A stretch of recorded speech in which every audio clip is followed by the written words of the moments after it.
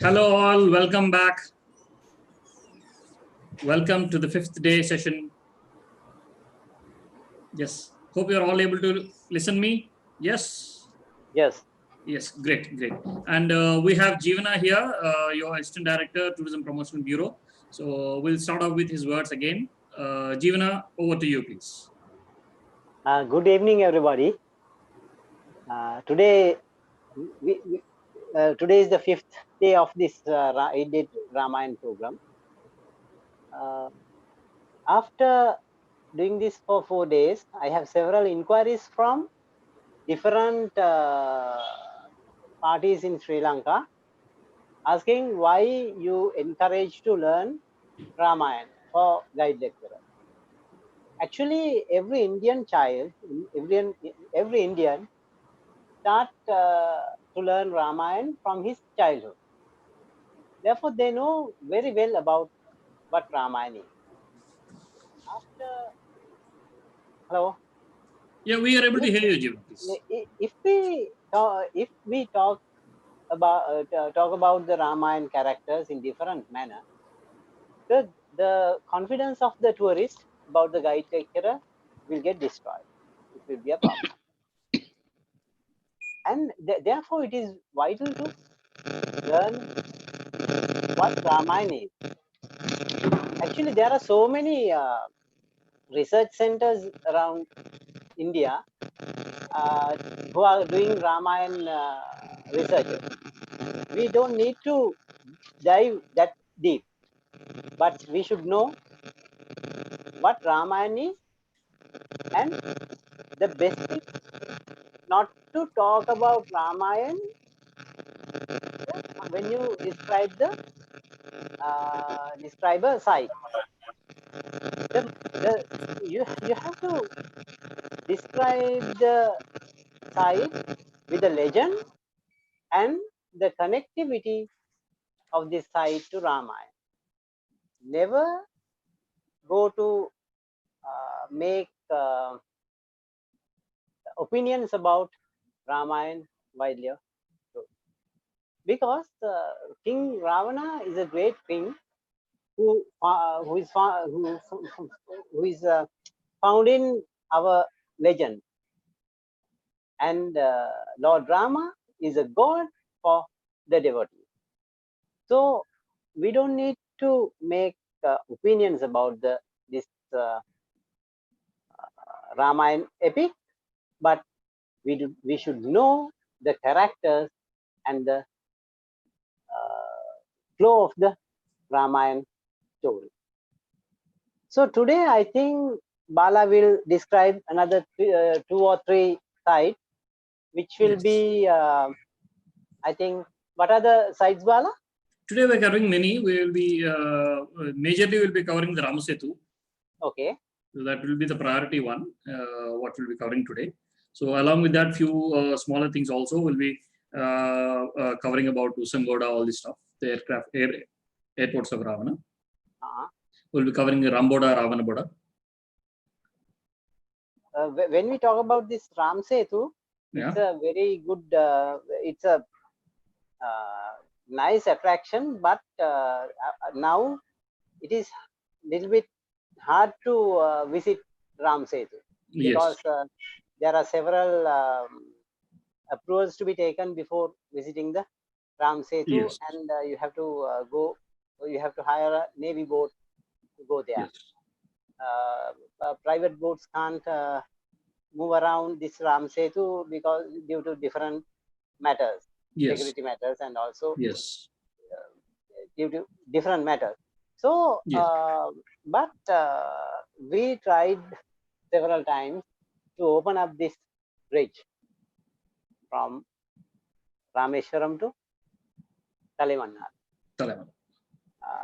If we be able to open this gate, our 1 million target will be fulfilled within months. It is just nothing. 1 million can be reached very easily. Actually, the 1 million tourists from India is about 0.05 or 0.7% out of the Indian whole Indian community. Yes. Therefore, it is not a big task to market that much that much of smaller amount. Yes.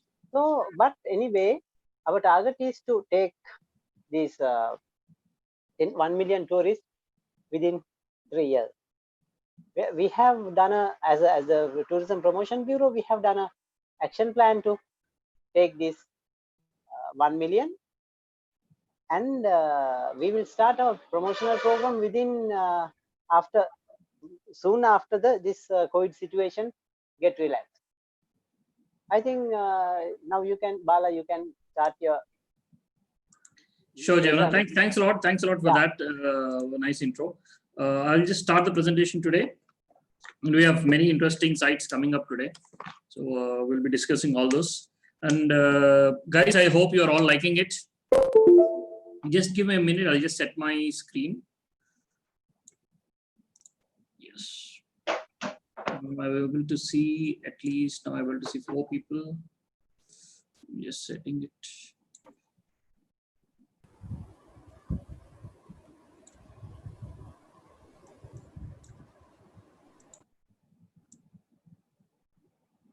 Yes, now I'm able to see at least 7-8 people comfortably. Hi, I'm Bhuvan, and welcome to Ramayana Yatra online training program.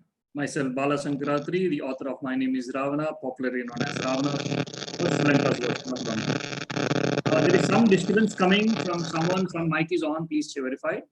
Yeah. So this is in association with Sri Lanka Tourism Promotional Bureau, so Sri Lanka. Let us start our day 5.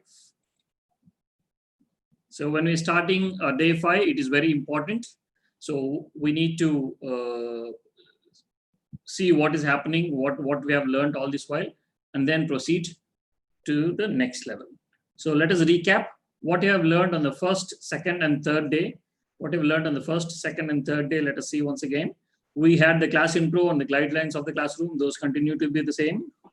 And we have saw the purpose of these sessions. The whole purpose of this session is to build confidence to the tourist and build Ramayana Yatra or Ramayana Trail, a very strong element for the Sri Lankan tourism. As the travel entity or the tourism entity, it is required for all of us to build it in a proper way. That is the whole purpose of this. And then we have seen the classification of Ramayana tourism and tourist. So the classification, we can classify them as heritage, you can classify them as religious, you can classify them as educational, you can classify them as historical, whatnot. You have so many, majorly you can classify them as the cultural tourists. And then the major difference between the general tourist and Ramayana tourist. General tourist likes to explore new things, but Ramayana tourist, he likes to experience what he has already learned. So he's not exploring new things, he's experiencing what he has already learned from his childhood. So now the next one is introduction to Ramayana we have gone to. So we knew that more than 500 chapters are there in the original Ramayana. Over 24,000 verses are there in the original Ramayana. And then we have dived into Ramayana. We have got to know a few things from Balakanda. We have got to know from few things from Ayodhyakanda.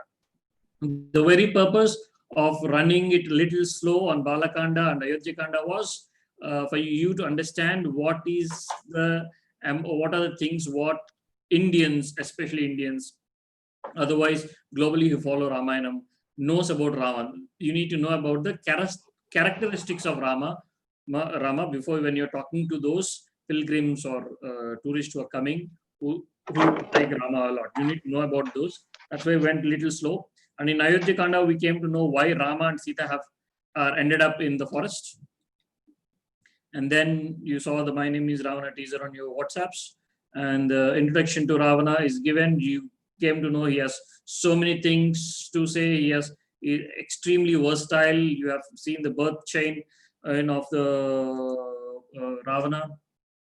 You have seen his father, his grandfathers, all this stuff. Once again, if you want me to repeat it, Ravana's father is Vishrava Maharshi and mother is Kaikasi. His grandfather is Pulasya Maharshi or Pulasya Brahma, and his grandfather is Brahma himself. And Brahma is none other than the son of Sri Mahavishnu itself, and Mahavishnu is the seventh avatar, and he has come onto the earth as seventh avatar as Rama, and the ninth avatar of the same Mahavishnu is Buddha. So this chain we have seen, and we've heard about Jaya and Vijaya. So if they are all at one place called Vaikuntham, the adobe of Mahavishnu. So Jaya and Vijaya, Rama and Lakshmi, all of them together has come onto the earth with an intention of playing the skit for all of us to make us understand on the earth, the humans, what is good and what is bad. So, and then we came to know how he has become the king. He went round the globe. He wanted an army. He wanted a kingdom. He went round the globe. He has learned a lot of things, Vedas, and he's the master of Vimana Shastra, that is aeronautics. He is an expert in Ayurveda. Some of the classes in Ayurveda University in Kerala still refer to Ravana. He is the one who made Shivatandava Stotram, which is very well known in India. And in fact, today in the YouTube, it is the highest trending Stotram when it is being remade with some modern music and redone. So maybe tomorrow I'll try to share you that one also, which is very much trending in the internet. And then he became the king by taking it from his brother, his stepbrother, Kubera or Kuvera. So I know that you all call him as Kuvera. In India, in South India, they call him as Kubera. So Kuvera, Kubera, both are same. You can just have a note of it. And then Ravana's contribution to the world, he gave the Ravana Hatta, Rudravina, all this stuff. And you guys need to understand, Ravana Hatta is not only known in Sri Lanka, it is very popular folk instrument in Rajasthan in India. In Rajasthan in India, Ravana Hatta is a very popular folk instrument. So, and then we heard about Kumbhakarna and the sleeping, the way he sleeps is just not exaggerated. It is actually a medical condition, and we have seen the light on it, which was given by Sri Neeleshok ji. And admin, you need to keep admitting. There are a lot of people joining, I guess. I'm getting alerts. Admin, you need to keep admitting them. Yes, sir. Yeah. And then we have gone to the day 4. So on the day 4, what we have seen Rama identifying, Ravana identifying Rama and Sita. This is what we have seen on day 4. Once he identified, he also we saw the story of Sutnaka, the 40,000 soldiers battalion, Kara, Dushans, all this stuff. And then we also saw how it happened, what Ravana was having in his mind, how he went there. So he didn't go alone. He took Marich and went. So this is all we have seen. The pain he has undergone when he's doing all this stuff, we have discussed, and how he is supposed to fulfill his duties, though everybody are going negative in his own brother Vibhishana is unable to digest. So in spite of that, we are able to see that. And Ravana tuning Vibhishana to be the next king of Lanka. That episode we have seen. And we have discussed about Sita Kotwa and how it should supposed to be discussed with the tourist. And then Asokavanam, we have discussed Asokavanam should not be shown in parts. Only showing Sita Elia doesn't complete the job. Only showing Sita Elia does not complete the job. We need to show Hakala Botanical Gardens also. I told one example.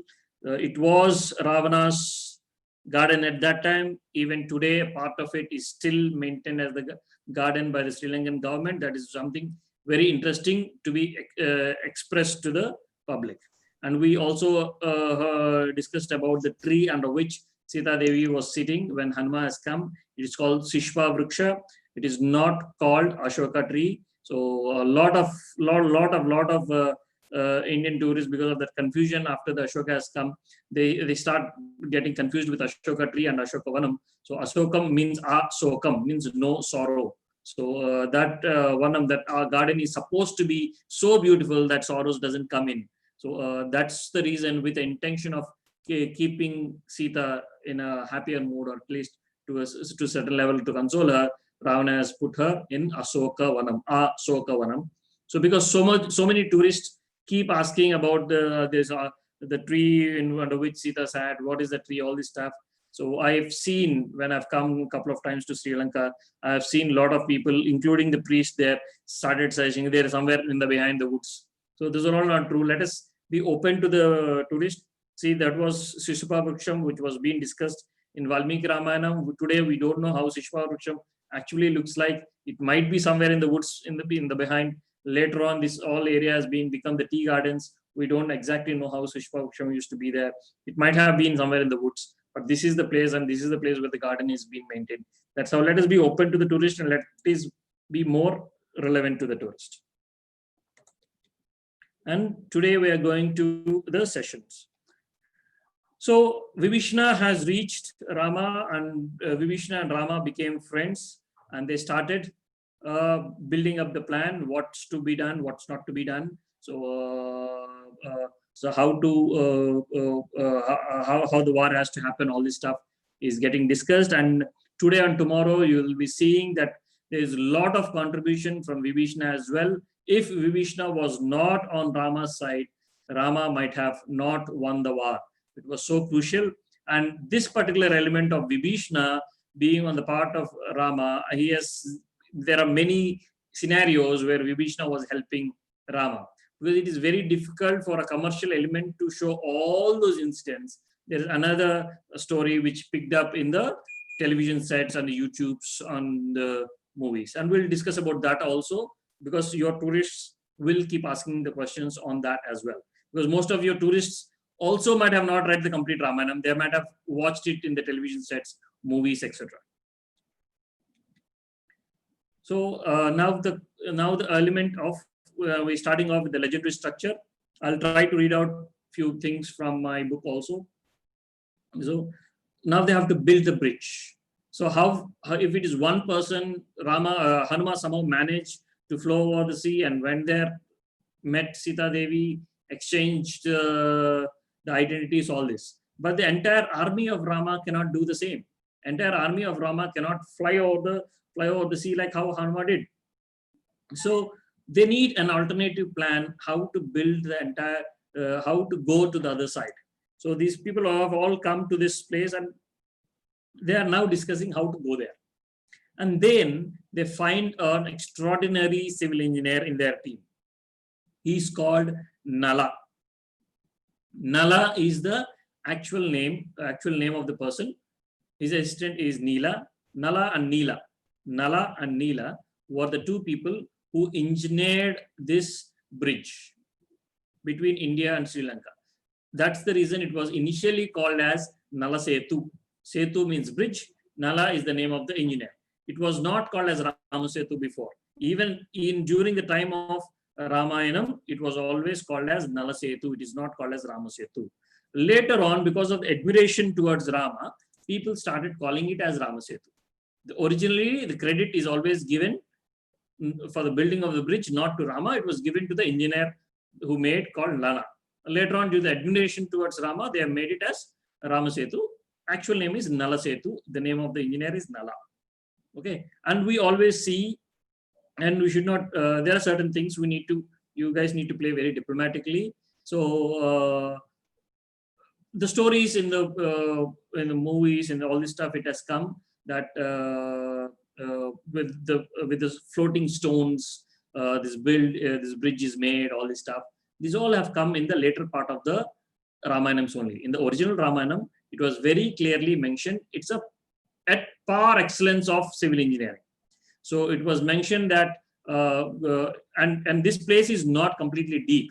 They have selected a place between India and Sri Lanka. That means they have done a lot of work there. They found a place between India and Sri Lanka, which is shallow in water, which is not too deep, which has the coral reef and other things already in existence below the water. Those are not so deep. They have chose the place which is not so deep, which is already having certain level of height inside the waters, having the coral reef, etc. And they have chose that place, and they constructed a bridge on top of it. It is not that they have built a bridge from completely floating. It is they have first find out the place where it is less deep, and then there's a lot of coral reefs, etc. under. And then how the Valmiki Ramayana explanation goes is, lot of Vanaras tried holding ropes with broad ropes on either sides. And the Vanaras, under the instructions of Nala, they have brought lot of wood, piles of wood and different rocks. They have put it one on top of the other, so that from the bottom, the rocks have rose up. And on the topmost layer, they have put the smaller sized rocks, and then they have piled it up with sand for the people to walk. So it's a proper engineering method what they have used. In my book, I have also mentioned, see, like how every day, in a very funny way, I have mentioned in my book, like every day we are recapping what is happening, what happened in the last few days. And then only we are starting our session. We are not starting the session directly.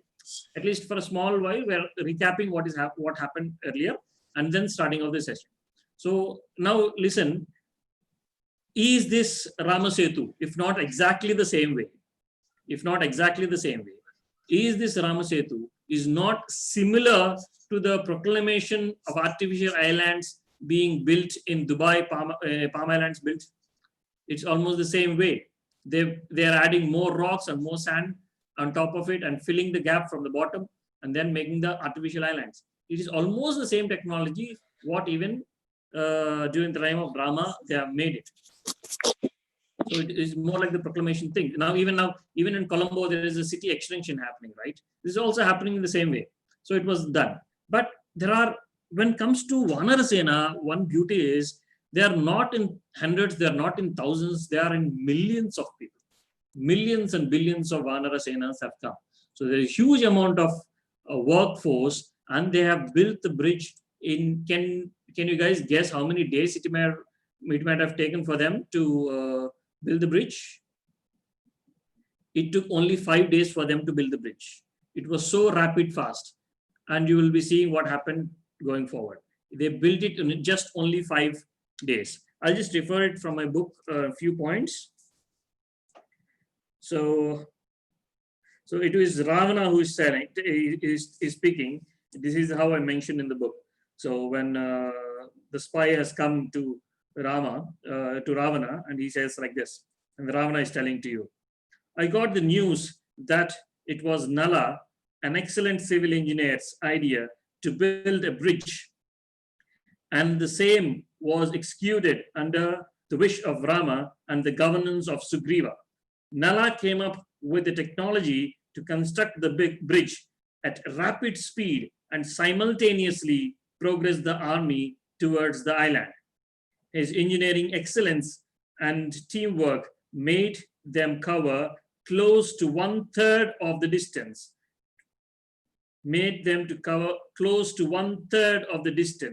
In just 2 days. Of the 5 days, in 2 days, they have covered almost 1/3 of the distance. So made them to cover 1/3 of the distance in just 2 days. And on the 3rd day, they were able to reach little more than the half. So by the 3rd day, they have covered half of the distance between India and Sri Lanka. And on the other 2 days, they finished the rest 2 quarters.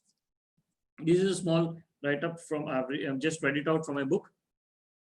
So it hardly took them 5 days for them to finish the whole bridge, which means you can estimate how much of manpower or the Vanarasena power was there. There's a huge amount of people are coming into Lanka. And the later stage, Valmiki also describes that every tree in Lanka was with Vanaras. Every tree in Lanka was with Vanaras. So much of army has come into Lanka, and that too at that rapid speed of 5 days. Before this, Ravana was thinking, how can these people cross? Because not everybody cannot be like Hanuma, so everybody cannot fly. Rama was already kept, everybody is screening the sky, scanning the skies. How are they going to come? Are they going to come by flight?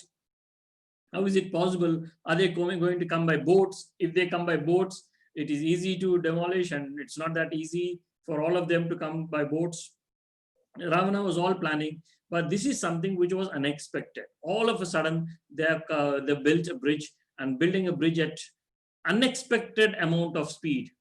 Unexpected amount of speed is a key war strategy what Vanaras has played. The whole is about unexpected, the sudden surprise. The surprise element was working more in this war. And then this was all being told to Ravana by Sukha. Suku comes. Suku is one of the spy who was sent. Suku is the spy sent by Ravana to inspect what happened, what is happening, what the strength of Rama's army, what is all happening there. It was Suku is the spy who was sent, and the Suku is later captured by these people, and it was Vibhishna who helped to spy, to identify the spy, and Vishnu identifies the spy and holds him into the custody of Sugriva. And after building the bridge, and then they release them. So he comes running and says that on the north coast there is a bridge coming up. It is almost complete. It is already complete, and the people are, and the army is coming inside. So then immediately Ravana decides. So they have already come into the north coast of the island. So northwestern coast of island. So there is no much time. So immediately what Ravana does is he divides his entire team into 5 parts. So he will not keep the entire army in one place. He divides the entire army into 5 parts and makes 5 different places for the war organization. And one such war is in the southmost. Another war is the Ramboda or Ravanaboda places. That is the camping area. Like all this, the 5 different parties, they didn't made it one time. So Ravana, in a very tactful way, he divided the entire his troops into 5 different things, so that to gain some time, so that he can plan certain more things. As Ravana is making division into 5 plans, Vibhishna knows the war strategies, how they maintain it in Lanka. So Vibhishna is helping them in again countering those. When Ravana is making 5 troops, Vibhishna suggested you also divide into 5 troops. So they also divided the troops into 5 different troops. So I will not get into in detail what are the troops, who were led in Ravana's team by whom, who are led in Vanara's team by whom. Such details, if you want to see, I recommend to read the book, because that itself is going to take a lot of time. Out of around 33 chapters in my book, 10 chapters were only describing the war. So who is hitting whom, what kind of missiles they are using, what kind of arrows they are using, all this were discussed. 10 chapters were only dedicated to that. So let us not go into such deep things. So there are a lot more to cover. So that is up. So there are a lot of war strategies is happening. So and then, so while the war is happening in between, so there are a lot of tricks that are being played.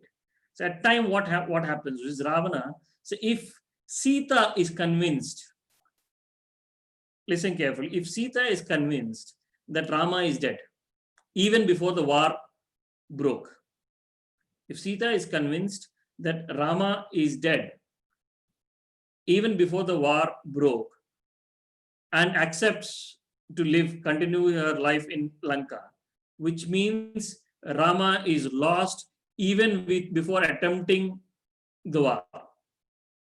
If Sita is convinced to stay back in Lanka, which means Rama is lost. So that attempt was already made. Vidyus Jihna.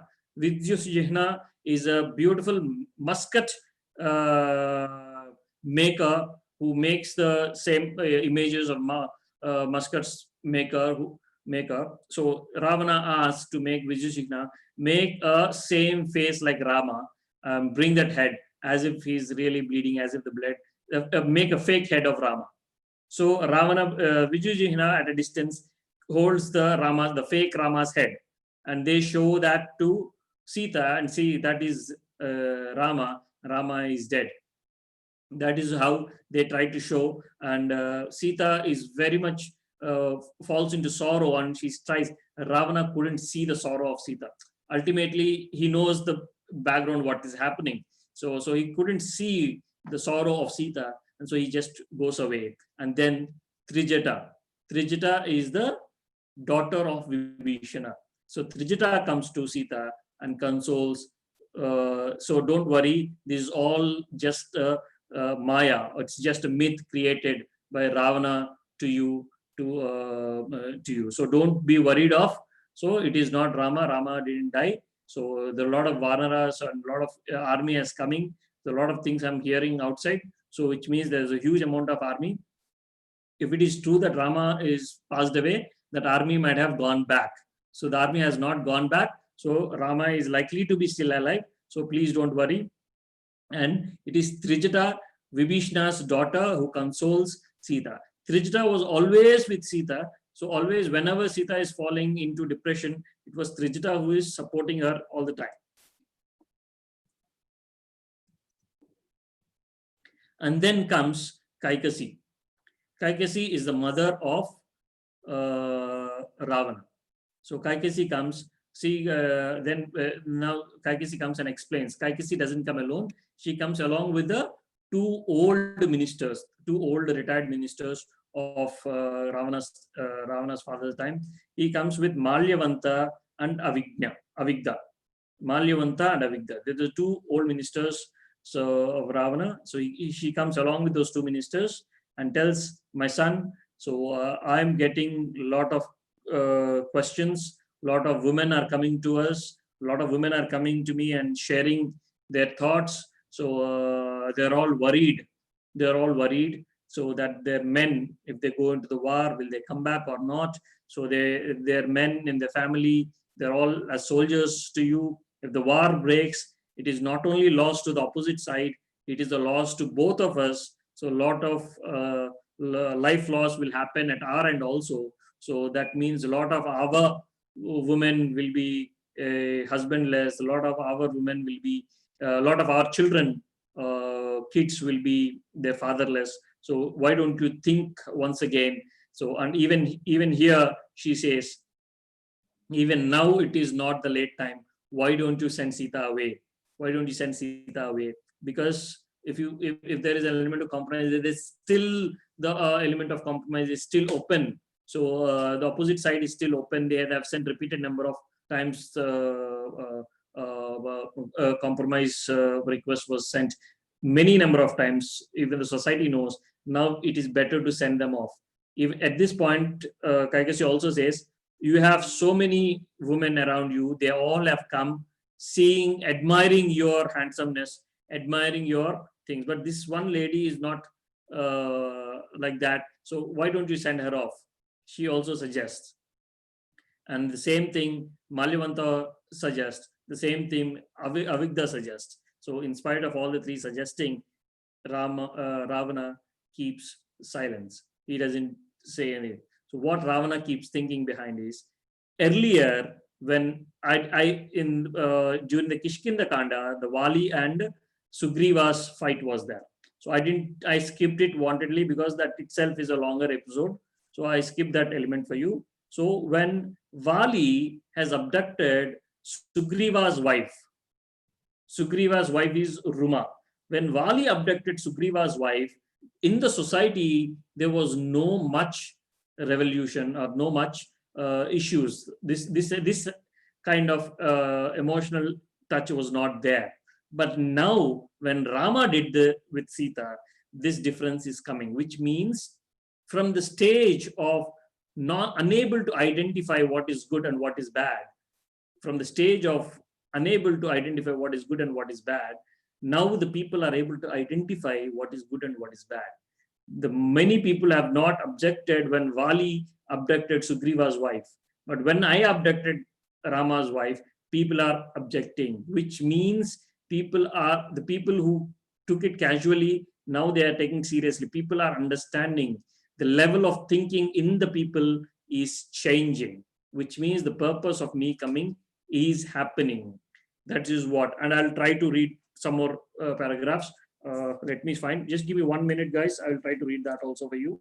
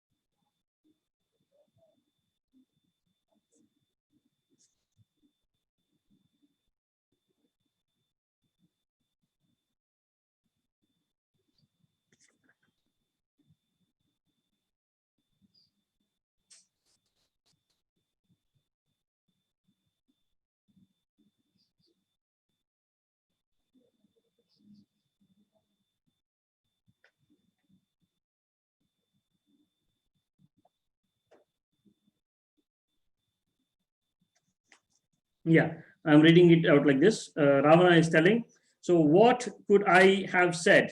I knew what all they said was correct. What all Kaikasi, Malyavanta, and Avigdha said. So that's what Ravana means. What could I have said? I knew what all they said was correct. Before my birth on this land, and even during my rule, all this while, no one questioned such deeds. When I took this Lanka from my brother Kubera, forcefully, no one questioned. When me and my son attacked Indra, no one questioned. When Vali abducted Sugriva's wife Ruma, no one questioned. So why was everyone questioning me now? It looks like the world is learning the difference between good and bad. Before my incarnation as Ravana, this world was in the state where the difference between good and bad could not be drawn. Now they were able to, and that means my visit onto this earth was getting fulfilled. This is the whole intention of Ravana. So before he came, when he took off Kubera's, no one questioned. When Vali, his wife, when Sugriva's wife Ruma was taken over, no one questioned. When Indra was defeated by Indrajit, Meghnad was the actual name of Ravana's son. After defeating Indra, he's called as Indrajit. Then no one questioned, but now everybody are questioning me, which means they're able to find or draw the line between what is good and what is bad, which means the globe is becoming a better and better place to live. My purpose, myself and Kuber, my very purpose of coming onto the earth is this. So I'm doing my job successfully. That's what he feels inside, and he doesn't tell anything outside.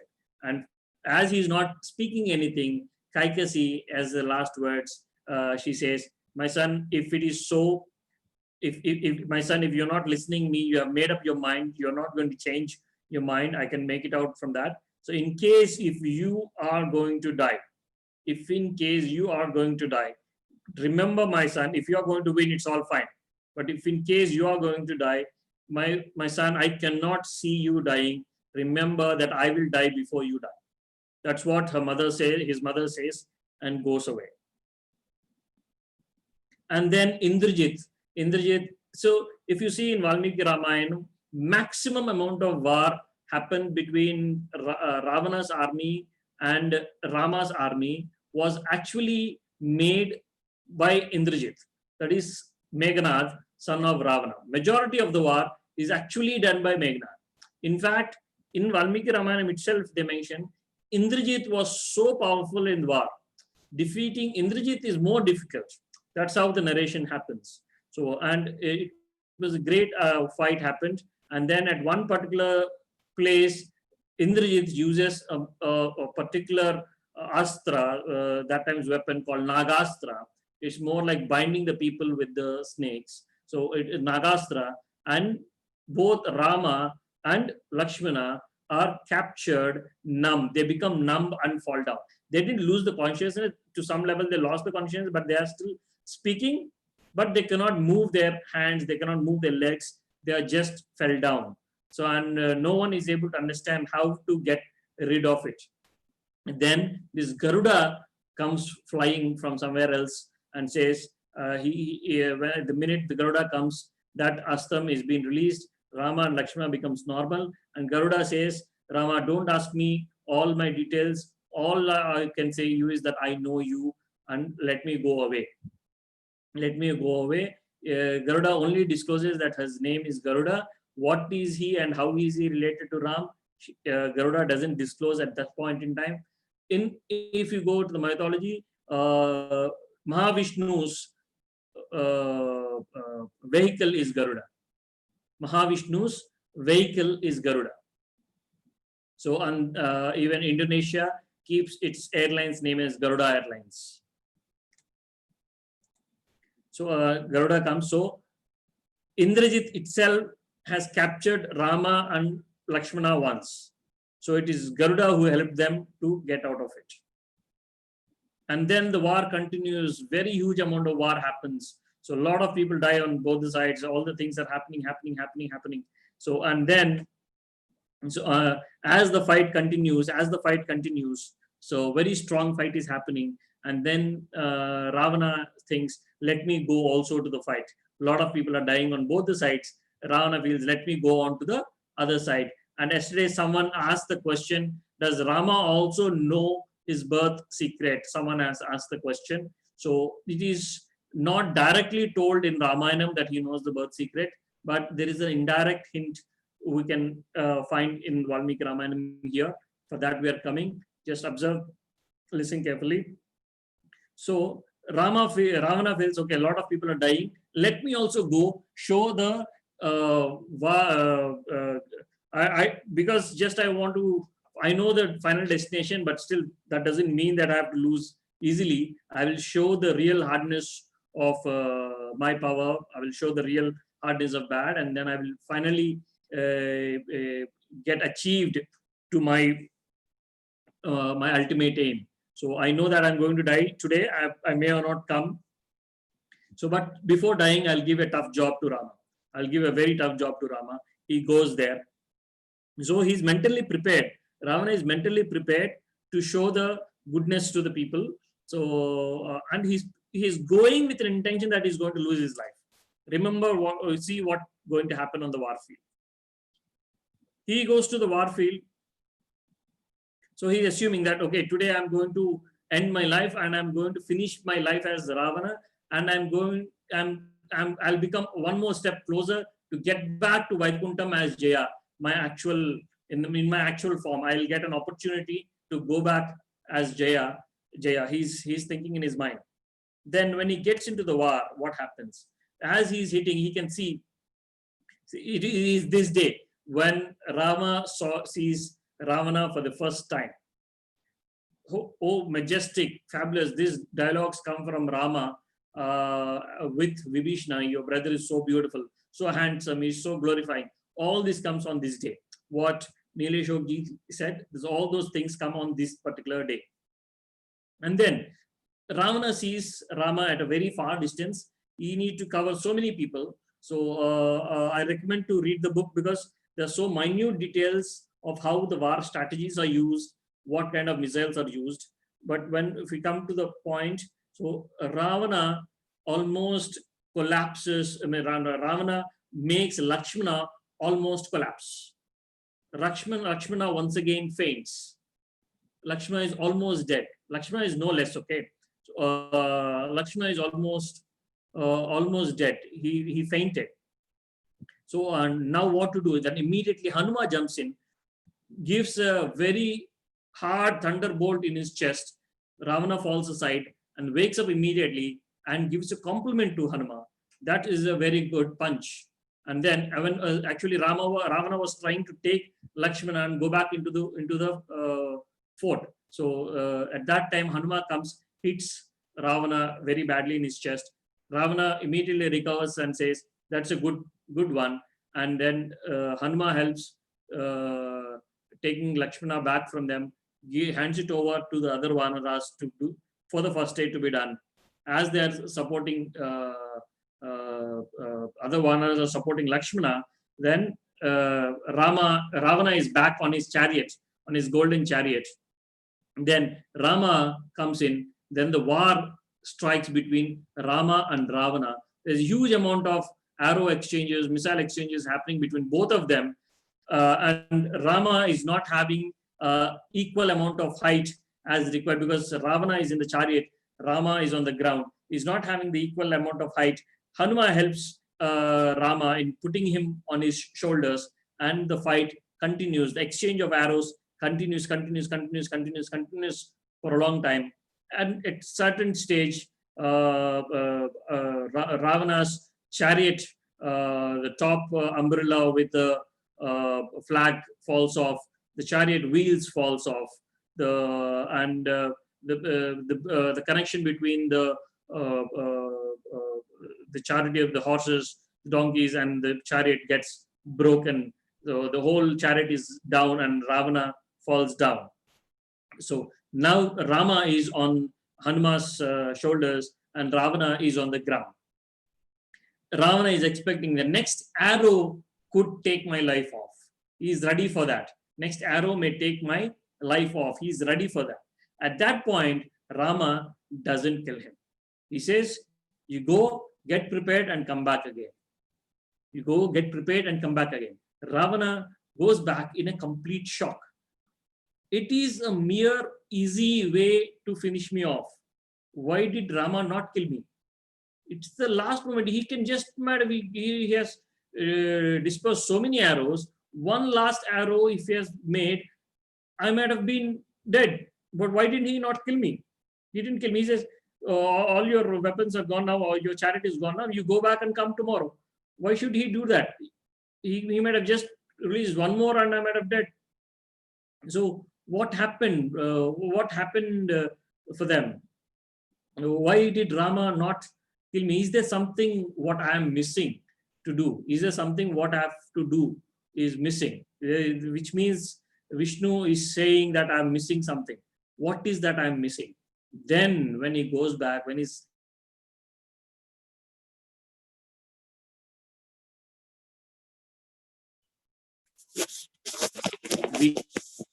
that is Kumbhakarna into the war. I completely missed out him. So for our episodes to complete, it's not only me encountering, it is, am I audible, guys? Am I audible? Yes, sir. Yes. Yeah, okay, done. Please, thank you. Okay. So all of a sudden, I missed out on Kumbhakarna. How can I forget Kumbhakarna? If Kumbhakarna is also not there, he is the other half. I am Jaya and I is the Vijaya. Both of us has to fight. So it's only me doing the fight. I allowed Kumbhakarna to stay inside only. So it is my duty to involve Kumbhakarna also. I missed out. This could be the reason why Rama has not killed me. That is, Mahavishnu has not killed me. He's giving the message that I'm missing out on something. What I missed out is Vijaya. I didn't send Kumbhakarna. I missed out on him. That is the reason. So which means I'm getting another chance. Next time I go, I should be more ferocious. Before I go, I should send Kumbhakarna. So let me stop the story for today at this place, and I'll just cover a few more things. Few more things of the sites we'll cover, and tomorrow we'll see how Kumbhakarna is going to fight. We're finishing off Kumbhakarna, Indrajit. So the place where Indrajit was dead, there is a story, there is a connection. That is the Gayatri temple in Norelia. We'll be discussing that tomorrow. So today we'll see some places. Tomorrow we'll be seeing the last phases of Kumbhakarna, Indrajit, Ravana's mother, and then finally Rama. So tomorrow we'll close the and then Vibhishana getting crowned, and Vibhishana becomes the king tomorrow. So we'll see all those tomorrow, and let us cover a few things. So when you're taking to the tourists, tell about Ravana tunnels and tell about Ravana waterfalls. So take them to Ravana tunnels and take them to Ravana waterfalls as well. Mention that the names Ravana waterfalls. Don't sell just Ella Falls or Ella Caves. Not of using it. You can use Ella Ravana Falls, Ella Ravana Caves, like that you can use. So there are few videos already available on the internet of the Sri Lankans who have made the videos. So some youngsters made it. So tell them that during the time of the Humayun project of Iran and Sri Lankan government excavations, multi-purpose irrigation project when they are made. So tell the story like this. So this is Ravana Ella waterfalls. Till couple of years back, we also have the legend here. We also have the local legend here that the Ravana tunnels were in existing here. But it was considered to be the myth for many number of years, but we didn't find Ravana tunnels till the recent past. But when Humayun project has been started by Iran and Sri Lankan government, multi-purpose irrigation project was started. When the excavations are happening, existing man-made tunnels were found out, which means the local legends have started turning up to be true. And later on, some in 2017, I guess, if I'm not wrong. So I remember watching those videos because the same year my book also has come. That's why I remember the year. So in 2017, so I found few youngsters, cave divers, youngsters and cave divers who tried to go with the scuba gear into the some of the tunnels of Ravana tunnels, and found some sweetwater lakes and room-like structures inside these tunnels in 2017. So which means which were considered to be only the legends. We don't know where it is, somewhere here, only few small caves we found, not much deep inside. All those stories, now we found there are tunnels for kilometers and kilometers together there. Already explorations have happened. Some of the Sri Lankans only did it. The cave divers are made it. Those videos are already available on the internet. End of today, I will be sharing those videos. I'll try to share those videos on your WhatsApps as well. And those people are, those are all done by the Sri Lankans itself. And hats off to those young team. So I hopefully I'll be able to meet them. I want to get in touch with them during my next visit to Sri Lanka. So explain Ravana Falls and the Ravana Ella caves. Tell the story that it was a legend here, and in the recent past the legend turned out to be true. So which is coming to the close communication. And then when we're discussing about the war, talk about Ramboda temple. Now Chinmaya Mission has made a big Hanuman temple. It is called Bhakta Hanuman temple for you play these days. This is a newly constructed temple, not old one, but the place has importance. It's called Ramboda, which on the opposite side of the river, it is also called as Ravanaboda, which means these could be the army camps of both Rama's army and Ravana's army. This can be the place. And I have heard one legend in Sri Lanka itself. What I've heard from you guys, I'm repeating it. So I've heard one legend from Sri Lanka itself. You may continue saying that this could be the place from where Hanuma first sensed the Asoka Vatika from Attika during his first visit. So that is what I have heard from your local legends itself during one of my visits to Sri Lanka. So you may continue saying that. There's nothing wrong. Local legends are also equally important to, as important as Valmiki Ramayana. Local legends are also important, but all of us has to be on the same pace. That is more important. Yeah. So I can see some thumbs ups going on. This is very important. That is how even across the globe. So even in Odisha, we have local legends. In Thailand, we have local legends. In Cambodia, we have local legends. In Madhya Pradesh, we have local legends. So in and around Ayodhya in Uttar Pradesh, we have local legends. Local legends are also very, very, very important. So carry local legends along with Valmiki Ramayana. That give a proper blending for the story. That gives the proper nativity for the story as well. So explain Ramboda. Take them to Ramboda. Let them spend some time. It may not be practically possible during making the itinerary to take them to Ravanaboda also, but it's okay. Just take them to Ramboda and tell there is a Ravanaboda on the other side. So when you go to Usangoda, so this is one important thing, especially for the guides. So all the guides need to remember one thing. So I will anyhow be covering on day 8 also this topic.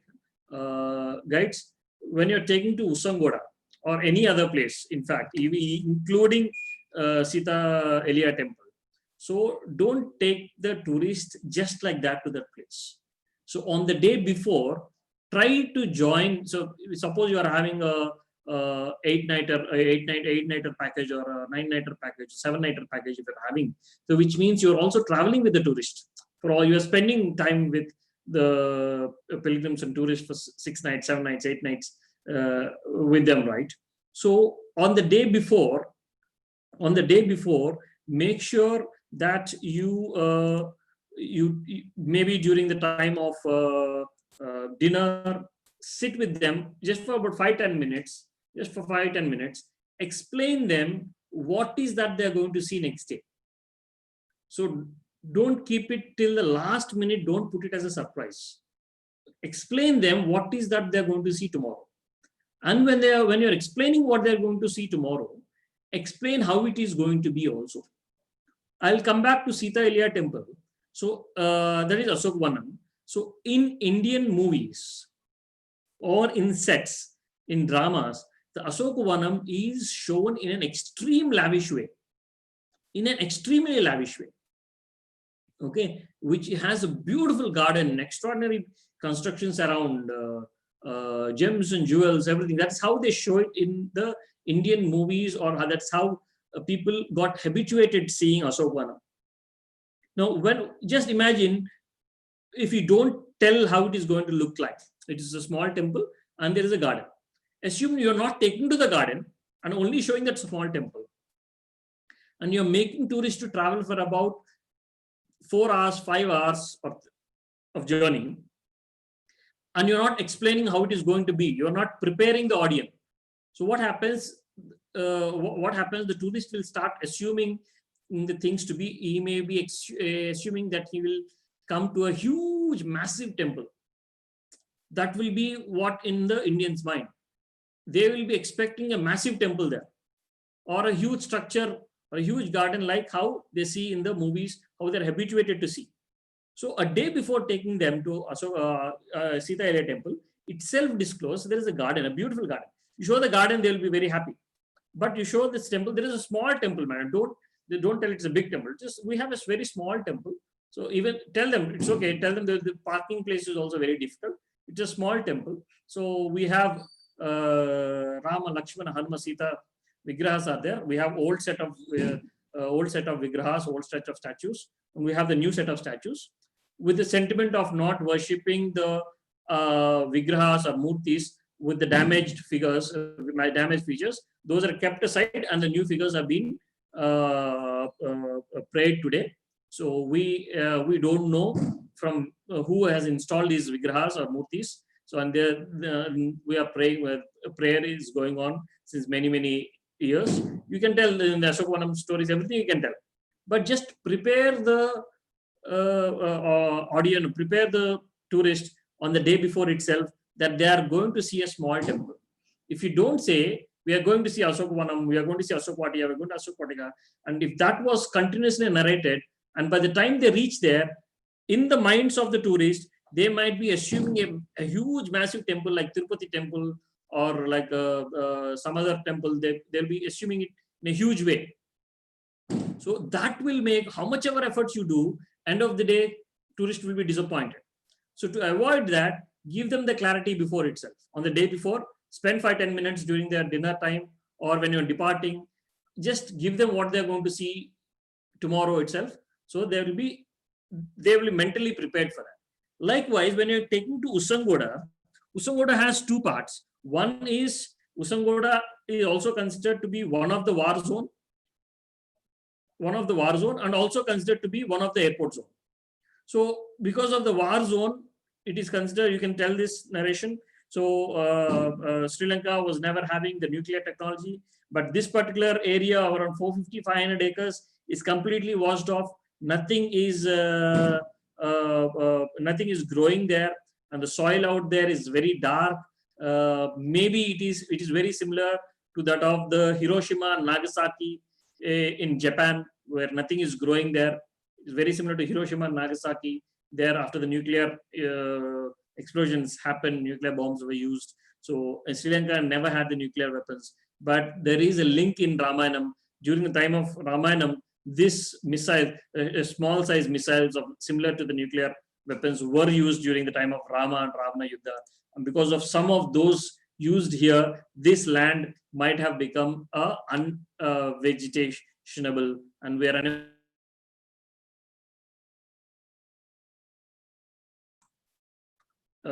there is no vegetation growing out there. So that is what going on. So, and you can tell about this place is also considered to be one of the airports of Ravana. You can tell all this story. At the same time, on a day before, you should prepare the audience, prepare the tourist, telling, ma'am, sir, tomorrow we're going to a place where it is expected the war is happened in this place, and today you see nothing there. It's only an open land. You see nothing on the seashores. You see an absolute open land. There is no construction. There is no sculptures or something. You are going to see the place where the war happened, and absolutely is a barren land. Nothing you're going to see. Surprisingly, you will see that everywhere around the Sri Lanka, a lot of vegetation happened, but in this area, there is no vegetation happening. And this is Usangoda National Reserve, and no one is allowed to capture nests. No one is allowed to hunt or capture nests or collect eggs of birds and turtles. This is under the Forest Department of Sri Lanka today. You can tell that, you can show those boards and prepare the audience, which means you are telling a day before itself that they are going to that place, and there is no structure as there. Without saying that, if you take the tourists to Usangoda, 120% tourist will be disappointed. So you need to prepare the tourist on a day before itself. So we are going to Usangoda, we are going to see one of the Ramayana sites. This is considered to be one of the airport place or one of the war zone. So there is nothing to see there today. You can experience the land. You can experience that there's no vegetation happening there. You can see that, and there is nothing there. If you don't say that, if you only say it is a war zone happened and you try to take them, by the time they reach, tourist will be assuming in his own ways. He might be expecting a great sculpture there, depiction there, or maybe a temple there. He will be expecting so many things. And by the time he goes there, how much ever you beautifully narrate it, your narration fails. So you prepare the audience a day before itself. Every site, every place where you go, prepare the audience, tell what they are going to see. And that is the reason I'm telling no surprises to the Ramayana tourist. Tell them what they're going to see, how it is going to be a day before itself, and then take. Then the narration happens in a very beautiful way.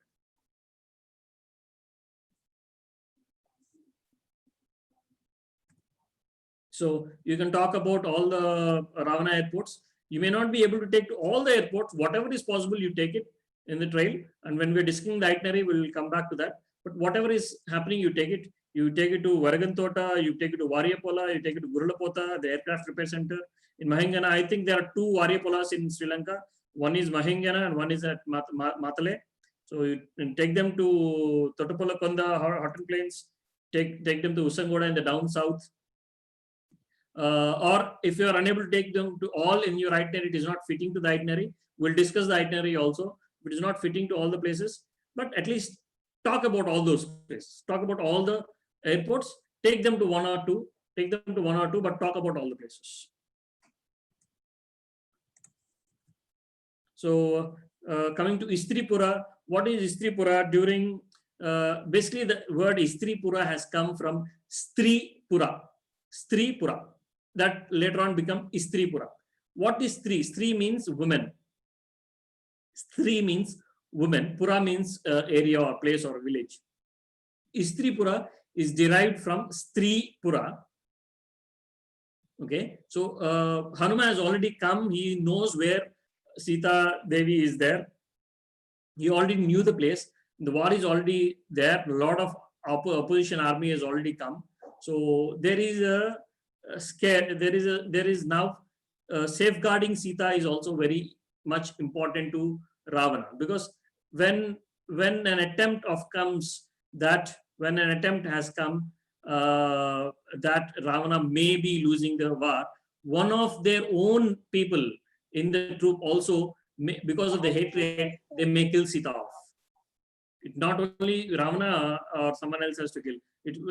They may, if the Ravana is getting, the war is may turning back towards Ravana, then anyone in the team of Ravana himself may kill Sita. So to avoid that, to be on a safer side.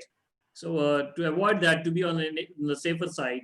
So Ravana during the time of war, he wantedly shifted Sita from Asokvanam to Istripura and Istripura to Asokvanam. So Istripura is because there are a lot of women there. So it is difficult to identify which woman to the Varnara. So it's not all, everybody knows how Sita looks like.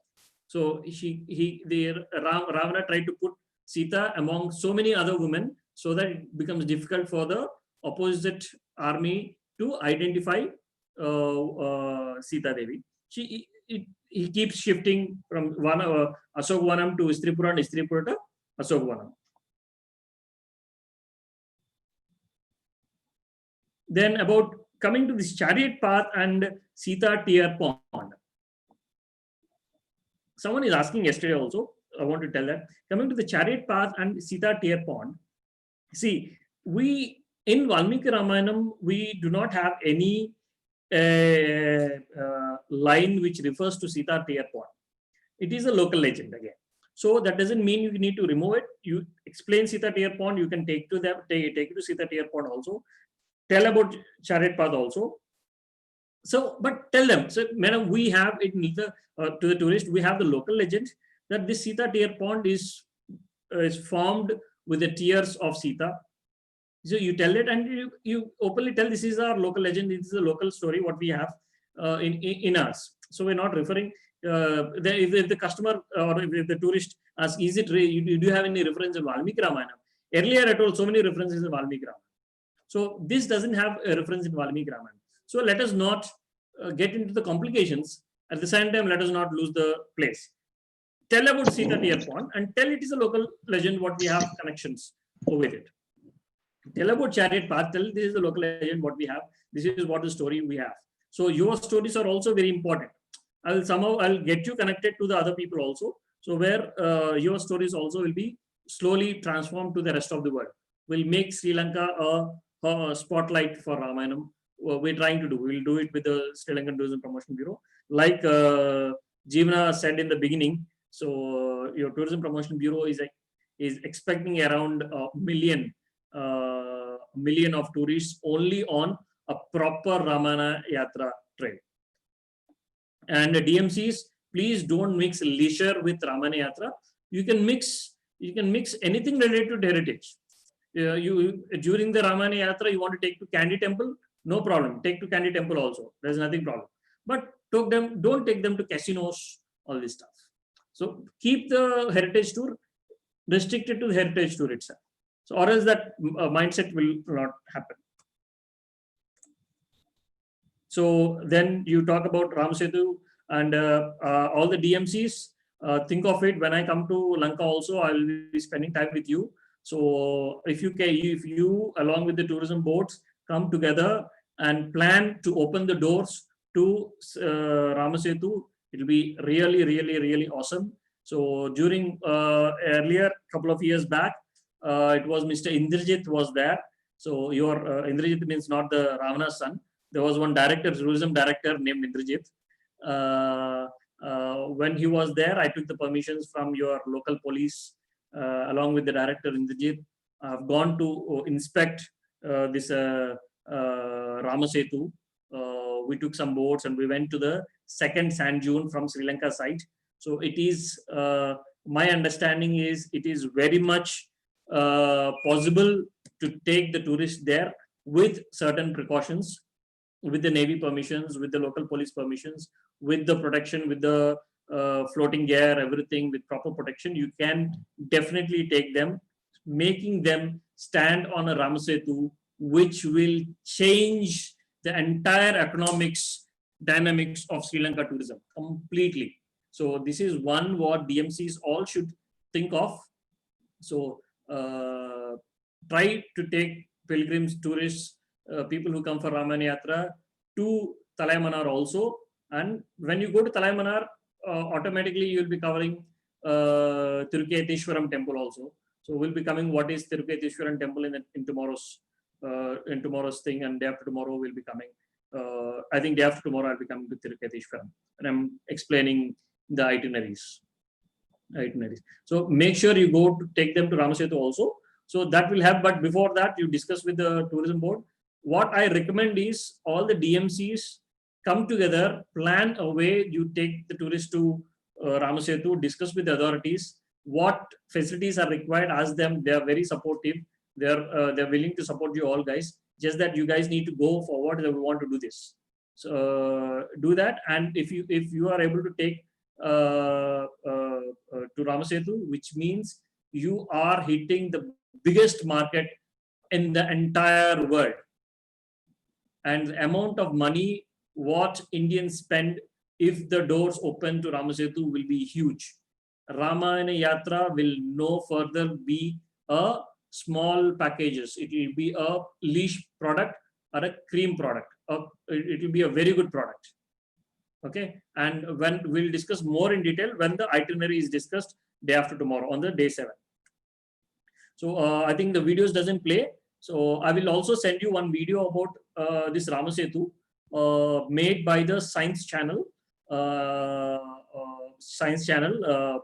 It's a foreign body. It's a US body. So they made one video on Ramasetu also. This was done in 2018. But from the amount of research work was what was available in 2018 and the amount of work which is available today, it has changed a lot. So in 2018, they have used the datings that Ramasetu could be 7,000 years old or etc.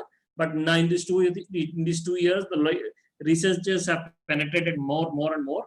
And we find it could be around 14,000 years now.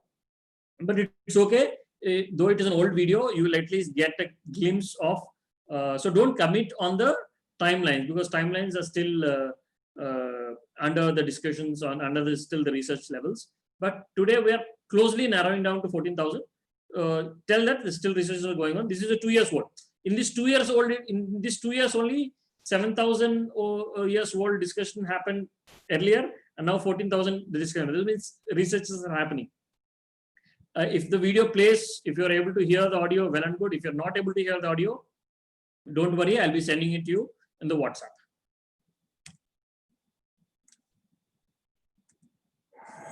A NASA satellite passes over the shallow waters of the Indian Ocean. It sends back images of a chain of largely submerged objects running between Sri Lanka and India. Looks like a string of pearls between two islands. It looks to me like a rocky jetty, but this thing looks. Were you able to guys hear? On closer analysis of the satellite image, investigators calculate the line of rocks is over 30 miles long. What makes the image especially intriguing is that the rocks are in an area of sea mentioned in an ancient Hindu poem.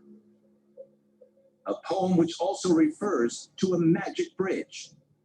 They're Hindu legends that the god Rama placed a bridge here connecting India to Sri Lanka.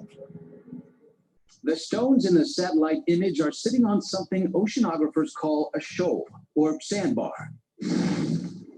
These occur in an area where there's shallow waters and sand could accumulate between the two land masses.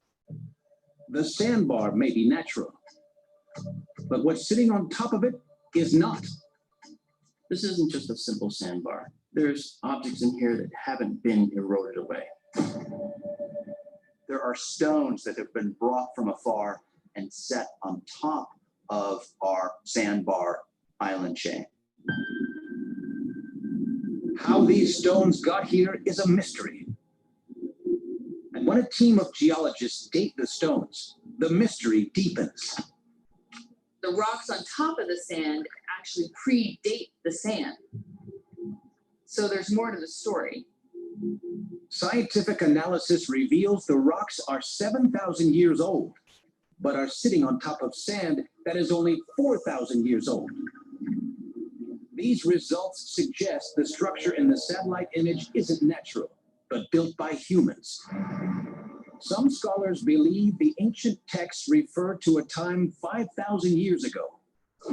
At this point in history, building such a long bridge would have been a superhuman achievement.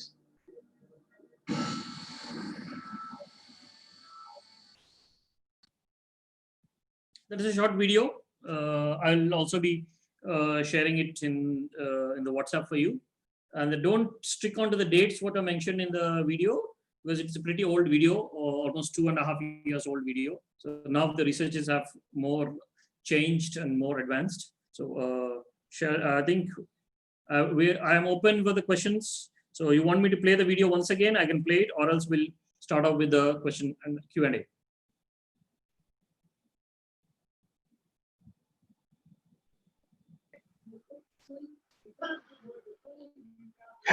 Yeah, please tell me, please.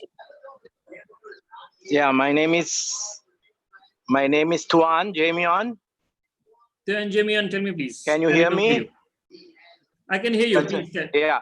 I can hear You are you. talking. Yeah, you are talking you are talking about Indra, and Indra. The other name was Meghanath, correct? No, And the son of Indrajit. Ravana. Indrajit's name is Meghanath. Sorry, Indrajit, the son of Ravana or Meghanath.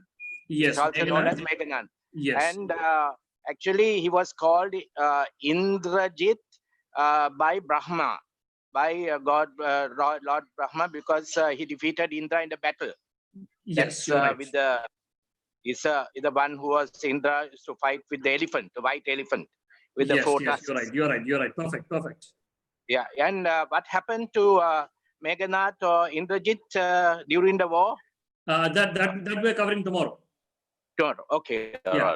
Okay. Tomorrow we're covering it, and that the place that has a very important story. I'll be telling you that story also, because that is the relevance to the Gayatri temple in Norelia.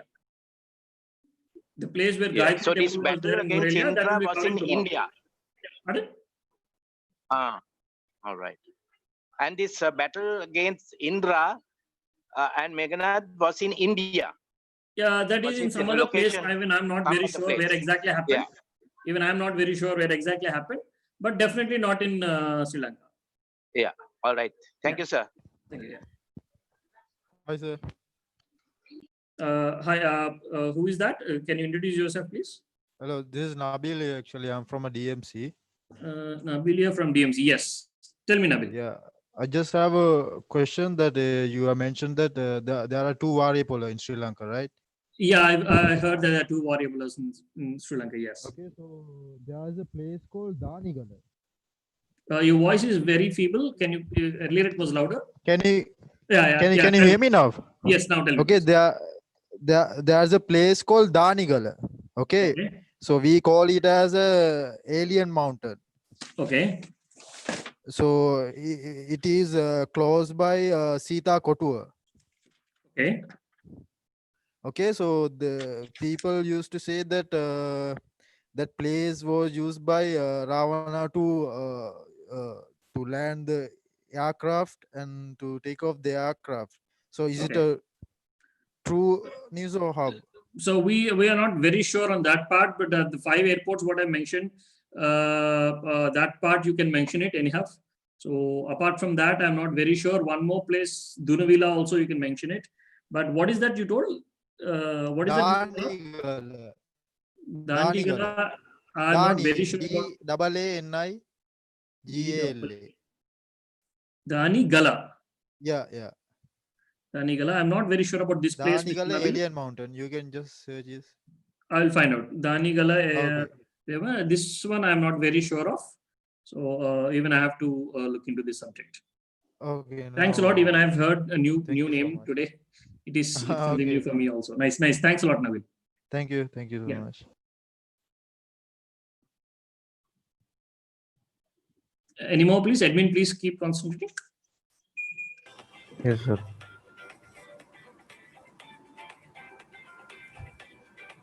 Any more questions, please?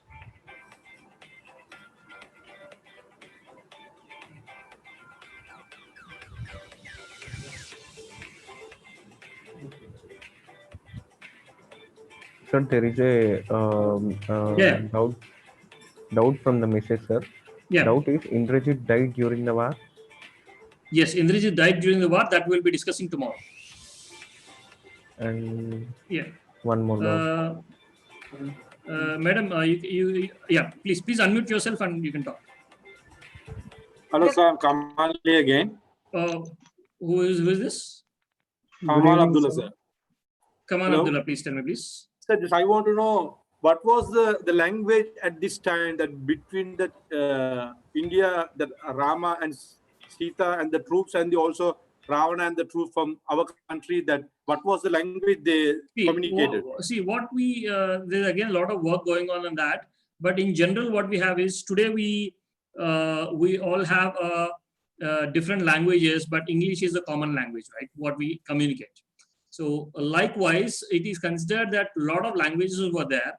Even Sinhala was there since that time. So, but Sanskrit was used very similar to that of English, how we are using it as a common language. Sanskrit was used as a common language for the communication. Was This is the what, history which has been written on that time onward, also that in Sanskrit language, no? Correct? yes, the Valmiki Ramayana was written in Sanskrit itself. Yeah, right. Thank you. Yeah. Yes, ma'am. Now you can unmute yourself. Good afternoon. Good afternoon. Yes, we were unable to hear your voice last time. We were able to do enough. Okay. Tell Just wanted to know, there seems to be, from what I understood, some local legends also, which are mixed up with the Ramayana story. Would there be an official list of all the sites that are really connected to the Ramayana Yes. story, and maybe a description at least of them, what happened there, so that it would help, I think, the guides and even the DMCs in the selection of sites, and not to hurt the sentiments of the tourists coming by saying something that they were not expecting. We can make the how to say, the difference between what is local language, local legends, and tell them, okay, it's not part of the Ramayana story, but here people believe that, right? Yes. Rather than thinking this is an official Ramayana site and then getting into trouble with the clients. Yes. Great. That's a good and valid point. See, I have two things to say here. So one, the Sri Lanka Tourism Promotion Bureau is already working in preparing a booklet or a brochure for you with all the descriptions. So they're already working on it. Once that is done, you all can collect it from the Sri Lanka Tourism Promotion Bureau. They're already working on it. I know that. So coming to the local legends, please do not neglect the local legends. Local legends are very important. So today, Indonesia, Cambodia, or many parts of India are making Ramayana tourism only because of the local legends. Okay, along with the support of Valmiki Ramayana. Okay, so that also has to be maintained. You tell whatever is the local legend, you tell it as a local legend. Whichever is in having the reference in Valmiki Ramayana, refer to the Valmiki Ramayana. Tell both the things. And don't omit. What happens if you don't omit the local legends? Why? Because if you omit the local legends, the nativity is gone. Of course, but the beauty, the nativity is gone. We should be able to distinguish what is local legend. Yes, that and have once the booklet is released by the Sri Lanka Tourism Board, you will be having all the material. They're already working on it. I know that they're working on it. Thank you so much. Yeah. Balaji sir. Yeah, Mr. Kumar, is it? Yeah, Kumar, I'm from the DMC. Hi, Kumar from the DMC. You have a picture from Delhi. I can see the India Gate behind you. That was on the recent party which you told me I had taken a picture when I was in January. So, I'm in the Ramayana committee in the Sri Lanka tourism even, and like the question what he asked about your voice is a little clear, please. Your voice is little not clear. Can you hear me now? I can hear you, but it is not clear. It's the place like. Okay, proceed. Tell me, please. Maybe you can keep your mic a little away from your mouth.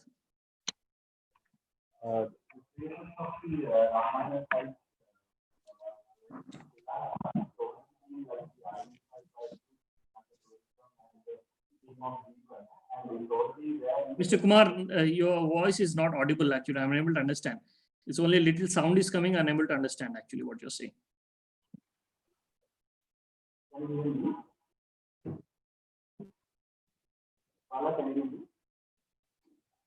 We are able to hear in a very, very feeble sound.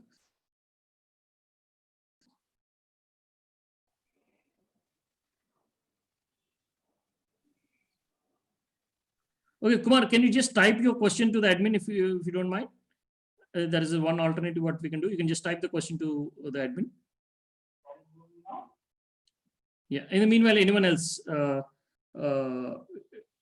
If anyone else has any other question, please. Yes. Good evening, sir. Good evening. Who is this? Mr. Arun, is it? Arun Prakash. Arun Prakash. Tell So me, please. I just want to know. So that you told that Meghnad had a battle with Indra and he got that name Indrajit. Can we explain the guest that Meghnad Jeet Indra? Because of that, the name derived Indrajit. So Yes. Hindi. So can we explain like that to the? Yeah, guest? of course. You can definitely yes. So Jeet Indra against Jeet. Jeet means winning or winning. victory. So Yeah. he has took the victory over Indra. That's why it is called as Indra Jeet. And that is the title. That is the award given to him. We can say the title given. The original name is Meghnad.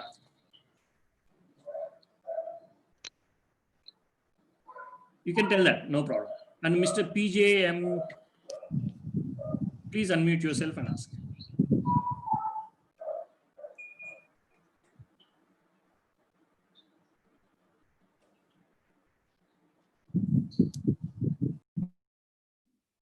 Mr. PJM, you can ask. You can unmute and ask. Yes. Right. Do you hear me now? Yeah, we can hear you. Tell me, please. Okay. About the somebody asked about the language.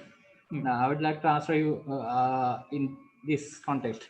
Okay, please. The language, kind of written language at that time used was Brahmi letters.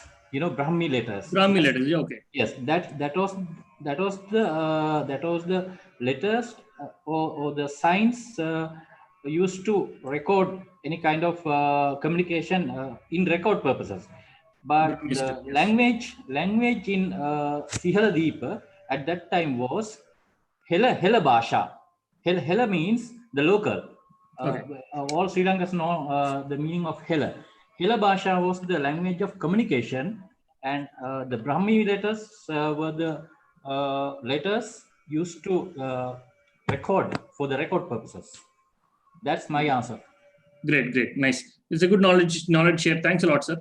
But Valmiki Ramayana was written in Sanskrit itself. That's very right. Clear. We have the documents. That's right. I agree with you. Yeah. And Nadaraj, I think you are trying to reach. Nadaraj Daniel.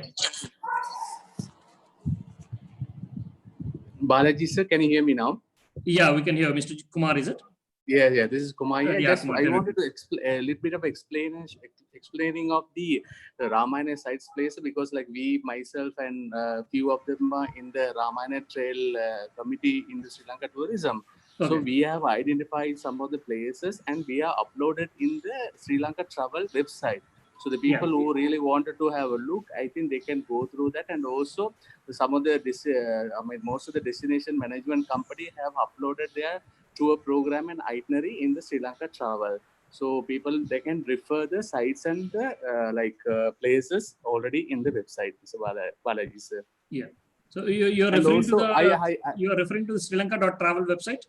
That's right. On the Ramayana page, what they made. That's right. Yeah, that's right. Yeah. So that is launched by John Amartunga 2 years back, I guess. That's right. Yeah, we did it, and still there's still more. I think Jeevan and the team were still trying to identify more and more places. Yes, Jeevan is working on that. Jeevan is working on that.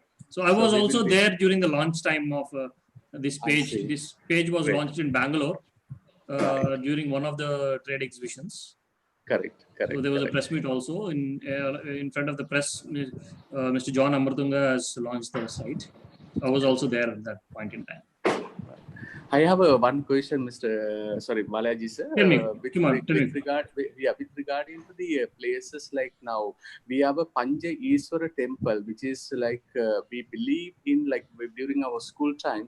We learned like in Ramayana, because the Ravanan worship Lord Shiva in Panjaiswaram, like Tirukeshwaram, Trikoneshwaram, Muneshwaram, Nakuleshwaram, and Tantondiswaram. So are we covering those areas?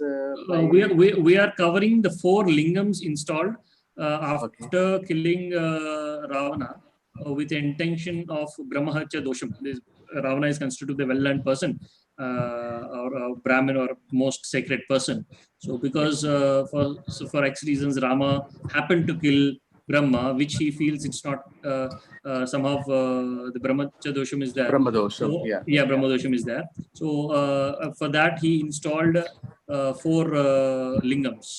So that part we are covering in our sessions during when we are making the itinerary. We'll be covering those as well. All right. Thank you very much. That part we are covering it. And again, this installation of 4 lingams is actually not there in Valmiki Ramayana. It was come up in the other Ramayanams which have come at the later stage. Yeah. Thank you. Yeah. Thank you. Anyone else, please? Sir, I'm Sujiva De Silva. You talked about the incident where Lakshmana was hit by Ravana. Yes. And I think he was hurt. Was that when Hanuman had to fly to India to bring back that mountain with medicine? No, that comes later. So Lakshmana, actually, that is one interesting point where I can say 99% of Indian tourists miss it out. And tomorrow we are coming to that. It's a beautiful episode. And tomorrow we're talking about Sanjeevani Boutique, Sanjeevani Mountain, all this stuff we are speaking tomorrow. Okay, sir. Thank you. Yeah. So there is one question. I am Vasanta.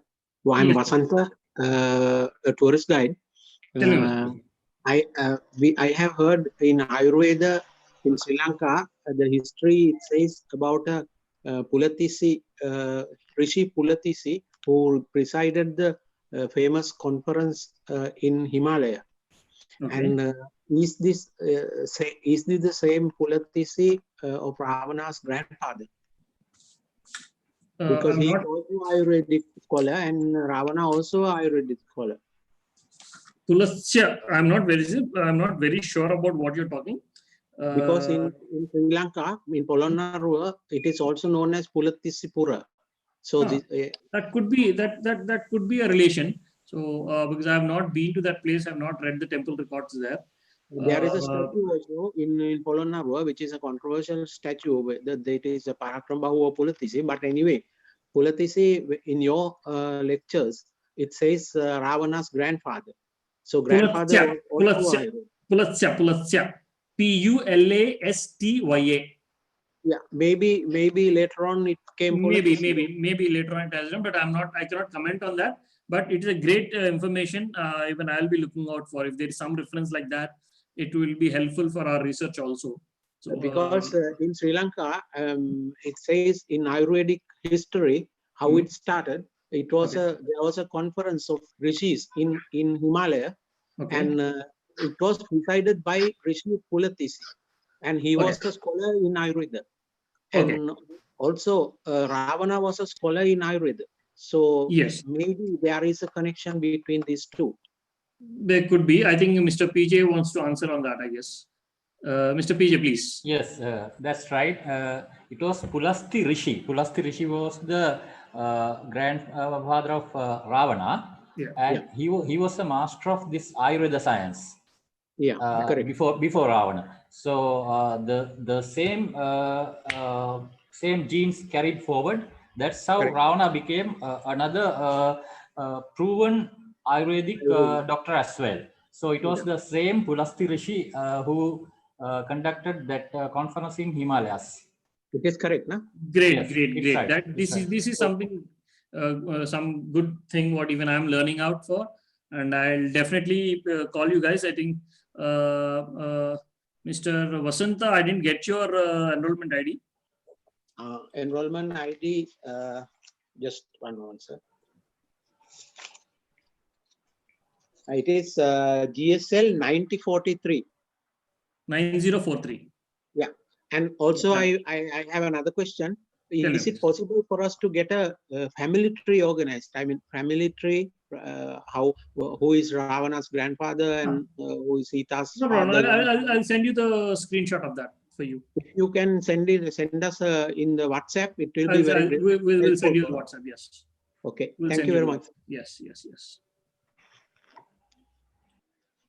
Mr. Nagaraj, yeah. Who's this? I am Kavindu from a DMC. Please tell me, please. I have some question regarding this there's a coal place, Yudaganava in Vasgamo National Park.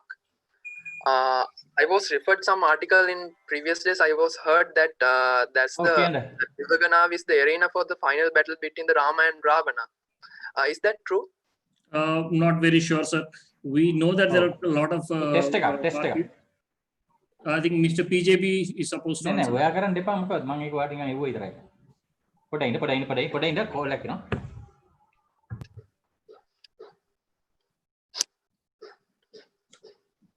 I didn't get what Mr. PJB has told. I didn't understand. And Hello, Mr. yes. Bala, another, yeah. Yeah, Yes. tell me. Now I hear you. Yes, sir. I think Now I hear you. it's a private conversation. It was a private. I'm sorry Okay, about okay. it. No issues, done. Kevin, tell me please. Mr. Sunil, there's a coal place like Yudaganava. Yes. I was referred some articles in previous week, and I heard that that's a place that final battle between happened for the Ravana and Rama. I want to know, is that true?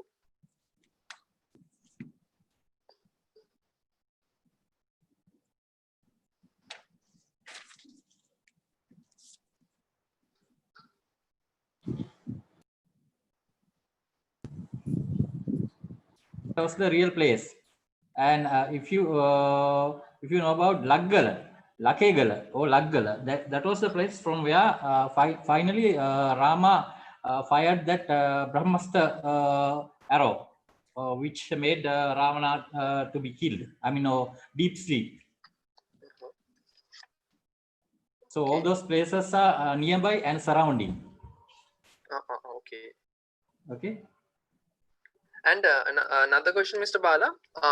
There's a coal place, Dover Cave Temple in nearby Alla. So in that temple, there's a like Brahmia letters and all. So it's there's a small historical value that it's saying that there's 11 kilometers long and leading underground network over surrounding the area. Yes, I've heard of a lot of talent networks happening. I will try to share you one of the videos of those. That's made right, by some sir. Sri Lankans itself. What he says is right. Yeah. That Dover temple is connected to a number of tunnels, underground tunnels, which are made by Ravana. So it's said that from Ravana caves, directly from Ravana caves to Dover caves, and from throughout Ravana Goda, and some more. There are some more legends about how Ravana's this dairy farm. From there, the milk traveled using that aircrafts as well. So underground as well as in the air. So he had all those of travel modes. He had. And thank you, Mr. Sunil. And there's another question, Mr. Bala. For these Ramayana tours, what is the consumer behavior? Like how long they will stay? That I'm coming while day 7 and day 8 we are discussing only on the tourist and itineraries. Okay, thank you. The tourist market and itineraries we are discussing on that. Thank you. Yeah. Mr. Nagaraj, you are trying to reach us from lot of time. You can just unmute yourself and talk. Kindly unmute yourself and talk, Mr. Nagaraj.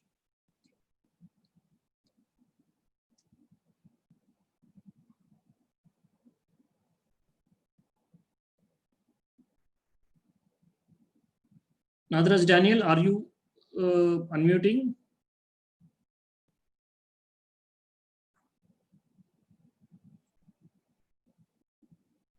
Nagaraj, we are unable to hear you. Admin, please check if there is anyone else.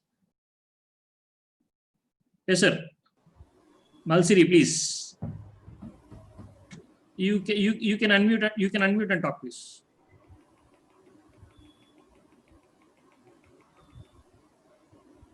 Sir. Yeah, tell me, please. Hello, I'm Malsiri for TMC Lakpur Travels. Sir, my name is Daniel. Just now I realize. that as like Mr. Bala explaining, there are a lot of our participants also have a lot of knowledge. Lot of knowledge, yes. Like I mean, you just realized that you also learn something. Yes. They are learning from you. Similarly, yes. It's also good that we can learn from our own people who are yes, definitely yes. So definitely please yes. Please share the idea with your contact in our tourist board, so that we, the first batch, not to end our training or discussion after this after July 1st. But so that we will have, because if we try to talk everything like what Mr. Sunil was explaining, there's a lot of information. We are taking your time, valuable time. So we can also meet after we finish the course in Sri Lanka. Please convey my suggestion so that discussion will continue. Thank you. Yes. I'll convey this message to the Sri Lankan Tourism Promotional Bureau. So to Mr. Jeevana as well, you're the assistant director there. So, and in my next meeting, I'll definitely want to personally meet you all guys after the COVID scenario is relaxed. When I come down there, I want to personally meet you guys. So both the guides and the DMCs. So there were certain things to take it forward. You will understand when we are discussing about the itinerary making and what are the things to be do's and don'ts with the tourists. When we're discussing all this on day 7 and day 8, we'll come to know all this. Yeah, because if we are going to win, if we are going to take this Ramayana forward, all have to get together. Yes, all have to get together. It's not one man show. It has to be, all of us has to support each other, and then it goes forward. Yes, as a team. Yes. That is one of my main under the baseline in my itinerary part also. Thank you. Yeah. Yes, Nara, please, now at least.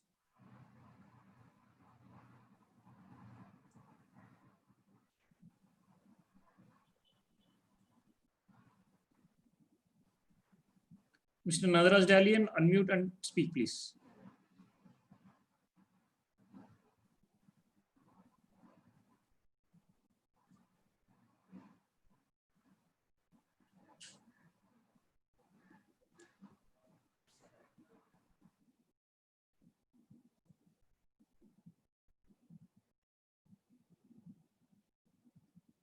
Yes, ma'am, please.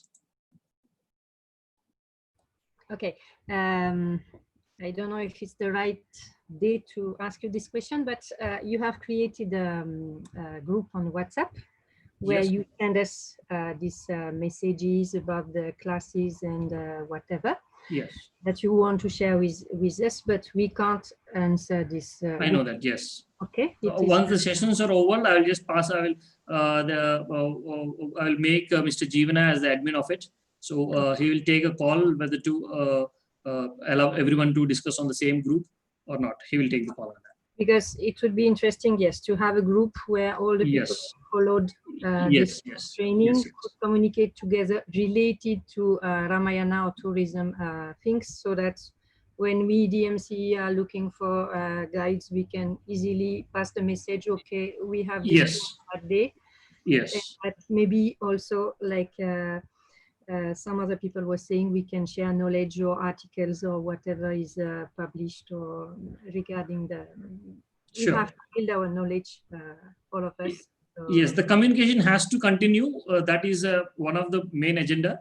So all the guides should be available for all the DMCs, especially those who are now finishing. And after these sessions, on the 8th day, whoever have completed all the questions, means all the question papers. So all the guides are also getting, and not only the guides, everybody who are participating are also getting, who have completed all the sessions and the questions are also getting the certifications on that. So all the certified guides, not the regular certification what you're getting from the Sri Lankan Tourism Board.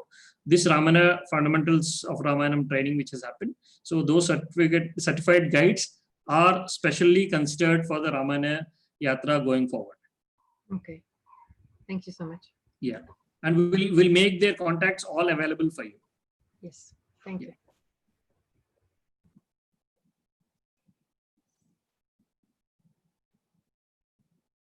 So, admin, anymore else, please?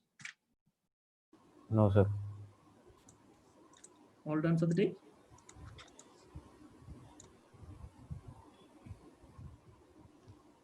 Hi, Nabil here again. Sorry, who is that? Nabil, Nabil, tell me. Yeah. So that you said about Hanumanji temple, right? Yes. Hanumanji, you're talking about the Bhakta Hanuman temple. Yeah, Bhaktam, which is in Ramboda. Which is in Ramboda, which was constructed recently, a new construction by Chinmaya Mission. Like, what is the story we should explain to the clients? I mean, like, can you repeat it again? Ramboda could have been a place where Rama's army was halting at nights. Rest area. Oh, okay. So that is the particular place, right? And we heard about that, like Hanumanji first arrived in Ramboda. That is also one local legend attached to the same place, Ramboda. That is also to the same place. It is not that he has come for the first time. I think PJB has the right answer for that, I guess. So please. Yes. Now that is right in front of the chariot path. You told the participants about the chariot path today. Chariot path really starts from onto the right hand side of when you are looking overside from the Bhakta Hanuman temple. The nice overview. It's a valley of mountains appear. So that we identify as the chariot path. So along the chariot path only, Ravana had taken Sita from Sita Kotua to Ashokavatika or Ashokavanam. So it was the Hanuman's duty when came in search of this Sita Mata, and at first he was resting there at this particular place. That's Bhakta Hanuman temple. And secondly, as you said, once you pass this Bhakta Hanuman temple, there is onto the left there is a junction that is called it's a downstream where there is another by road. So from there, Tavalantanna, it's known as Tavalantanna. So when you drive through Tavalantanna, you will find Ravana Goda. That's the place, as you said, where the this Ravana's forces have organized and landed as well. Great. That's enough. Nabil, hope you got the answer, Nabil. Yeah, Mr. Balaji. Thanks a lot. Yeah. Admin, can you just confirm if there is any more doubts, or we'll wind up? That's all. Sir, ma'am, tell me, please. Just when you show us the airports list, I think the last line was not visible on your screen. Okay. Let's after Usamgoda, there should be something else, I believe. That is the last one is Varyapola at Matale. There are two Varyapolas. That is the Varyapola at Matale. Thank you. I'll just open that slide for you. Can you see the slide? Yes. Yeah, that is Varyapola at Matale. Okay, thank you. Thank you,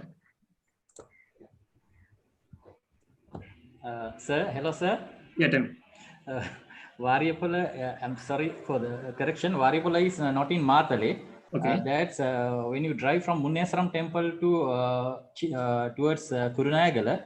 That's maybe on the way to Trinco, Tirukoneshwaram as well. When you make our turn, just before reaching Kurunagala town, there is a town called Varyapola. Varyapola, yes. Yes. So near that town, before reaching that town, even we get that this airport place, Varyapola. The word itself sounds Va means Vayu means air. Yeah, aircraft flying machine landing place. Yes. Flying machine landing place. Yes, that's right. So am I correct that there are two Varyapolas in Sri Lanka? For the same name, there are maybe 2 or 3 places in Sri Lanka as well. But this Varyapola, it's not in Matale. One near Mahengana, close to Mahengana, and one near close to Matale. Gurulupata is in Mahayangana. That's right. Confirmed. Yes. Gurulupata is in Mahayangana. Okay. That's near Hasalaka. Okay. And this Varyapola is not in Matale, that's just next to Kurunegala town. But yeah, if you are driving, now usually along these itineraries, in some itineraries, after the guests land here from the airport, we straight go to Muneeswaram, that's in Chilau. Yeah. And then after that, the same day, we drive through right up to Tirukoneshwaram. That's maybe 6 day or 7 day to itinerary. So the first day itself, we are going to Tirukoneshwaram, but before that, we go to Munneshwaram. So after Munneshwaram, when we go towards Tirukoneshwaram or Trincomalee, we pass through this Varyapola. Oh, okay. Yeah, that's what I want to say. Okay, thanks a lot, Sunil, please. Okay. Yeah. Edwin?